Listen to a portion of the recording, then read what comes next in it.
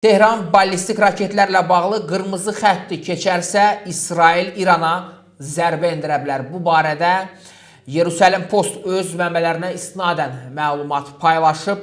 İsrailin artıq Amerika Birləşmiş Ştatlarını bu barədə məlumatlandırdığı da qeyd olunmaqdadır. Biz Amerikalılara demişik ki, əgər İran ballistik raketlər üçün müəyyən etdiyimiz qırmızı xətti keçərsə, tək başına zərbə endirəcəyik. Nəşrin məlumatında qeyd olunur.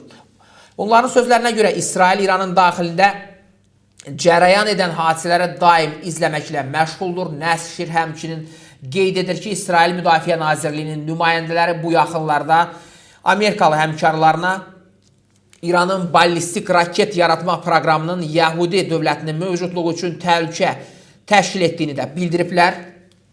Məlumata görə son danışıqlar zamanı İsrail İranda raket proqramı ilə bağlı əlavə obyektlərə zərbələr endirmək planlarını da təqdim edib. Eyni zamanda İsrailin rəsmi şəxsləri ABŞ prezidenti Donald Trumpın Vaşinqtonun Yəməndə Husilərə qarşı son əməliyyatlarına bənzər məhdud zərbə modelini qəbul edə biləcəyindən də narahatdılar. Belə bir narahatlıq var ki, o bir neçə dəfə hədəf seçə uğur qazandığını elan edə və Husilərlə bağlı olduğu kimi məsələnin fəsadları ilə məşğul olmağı İsrailə həvalə edə bilər.